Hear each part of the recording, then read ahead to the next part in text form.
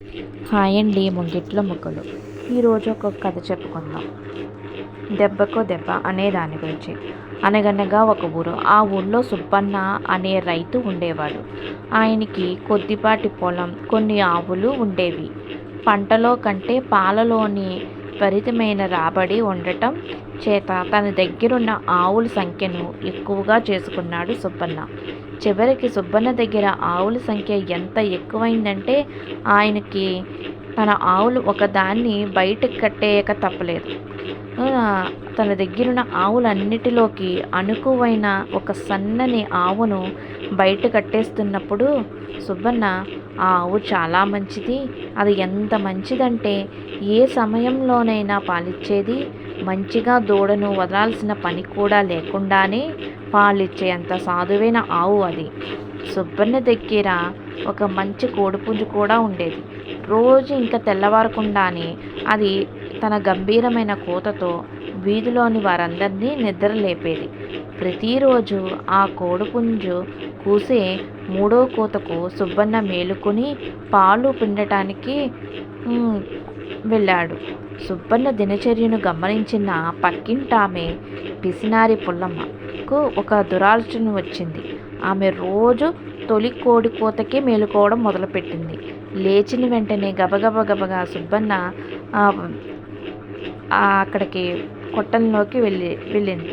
కొట్టం బయట కట్టేసి ఉంచిన ఆవు పాలని చకచకా పిండేసుకుని ఇంటికి పారిపోయేది. పాపం మూడో కూతకి మేలుకున్న సుబ్బన్న వెళ్ళి చూస్తే బయట కట్టేసిన ఆవు పాలిచ్చేదే కాదు. కారణం అర్థం కాక సుబ్బన్న అయోమయంలో పడిపోయాడు. ఓ 4 రోజులు ఇక లాభం లేదని తానే స్వయంగా కాపలా ఉండి ఒక రాత్రంతా మేలుకొని చూశాడు. మాయమైపోతున్న ఆవు పాలన్నీ ఎటుపోతున్నాయో తెలుసుకునేందుకు కోడి కూసిందో లేదో ఒక స్త్రీ రూపంలో ప్రత్యక్షమైంది. అది నేరుగా ఆవు దగ్గరికే వెళ్ళి ఆత్రంగా పక్కనుండే పుల్లమ్మ ఇంట్లోకి పోయింది. చూస్తున్న సుబ్బన్నకు విషయం అర్థమైంది. రోజు పాలన్నీ పిండుకుపోతున్న పుల్లమ్మకు గట్టి గుణపాఠం చెప్పాలనుకున్నాడు. ఆ రోజునే కోడిపుంజుని తమ బంధువులింటికి పట్టించి పంపాడు. చీకటి పడుతుండగా తన వీధిలోనే ఉండే చాకలి పుల్లన్న ఇంటికి వెళ్ళి అతని గాడిదను ఒక రాత్రికి తన కొట్టంలో కట్టేసుకుంటానని అడిగాడు. సుబ్బన్న అయితే పశువులకి మంచి పచ్చగడ్డి వేస్తాడు. గాడిదకు ఆ రాత్ర పండగే మరి, అందుకని ఒక రాత్రి ఏమిటి, ఎన్ని రాత్రులైనా సరే పట్టుకు పొమ్మన్నాడు పుల్లన్న.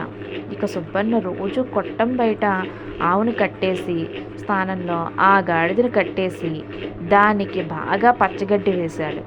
దొరక్క పచ్చగడ్డి దొరకడంతో కడుపు వెట్టుగా తిన్నది ఆ గాడిద. చీకట్లో ఎవరైనా చూస్తే దాన్ని ఆవే అనుకుంటారు. అన్నీ అమర్చిన తర్వాత సుబ్బన్న ఒక మూలగా చోటు చూసుకుని హాయిగా నిద్రపోయాడు. ఇక మరునాడు తెల్లవారుజామున కోడి కొయ్యలేదు.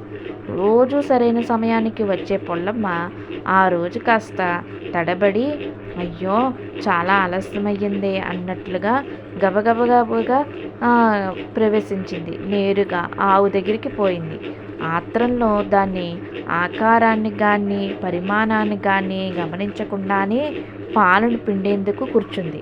అలా కూర్చుందో లేదో దబీబను ఒక గట్టి తన్ను శబ్దం, ఆ వెంటనే టంగుమన్న ఇత్తడి కుండ శబ్దం, అయ్యోమన్న అరుపు వినపడ్డాయి. బెదురుకున్న గాడిద పుల్లమ్మను మళ్ళీ తన్ని ఒళ్ళు ఊనం చేసింది. దొంగ దొరికిపోయింది.